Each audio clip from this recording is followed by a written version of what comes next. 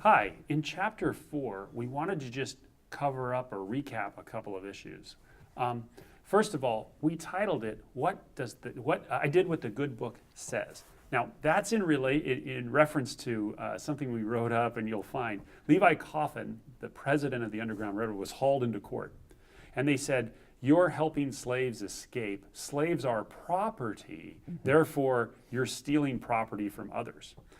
And he replied, I just did what the good book said. A man came to me and he was hungry. I fed him. A man came to me and he didn't have any clothing, so I fed and clothed him. I did what the good book said. And he turned to the jury and he said, isn't that what we're supposed to do? And of course, he was acquitted.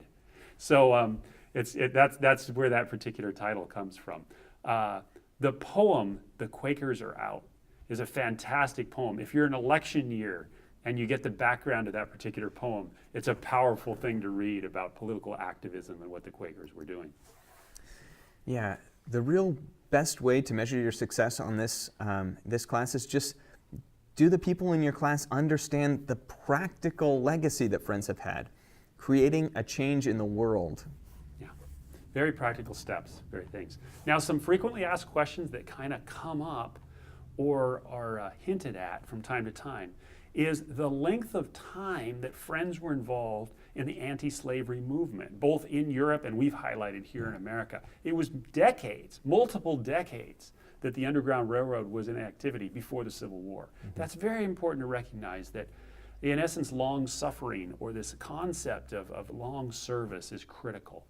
And there's also, it was a rocky time, the abolitionists versus the Underground Railroad, if you want to touch on that. Yeah, one of the common misconceptions is that all Friends were really involved in the abolition movement, but not all Friends were involved in the abolition movement.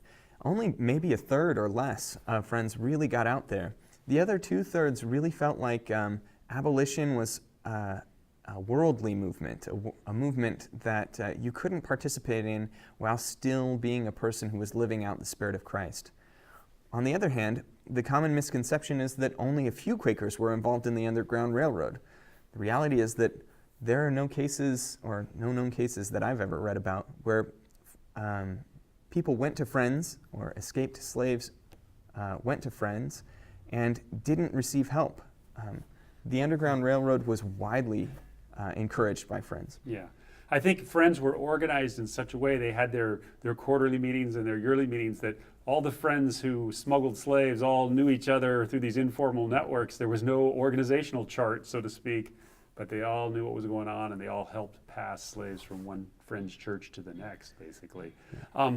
The other thing that we wanted to highlight was the American Friends Service Committee, an organization that had a huge impact during some world relief efforts, and then has changed dramatically. So it has quite a heritage, and some people will have heard of it, but today it's kind of gone a different direction, and it really doesn't speak for Friends.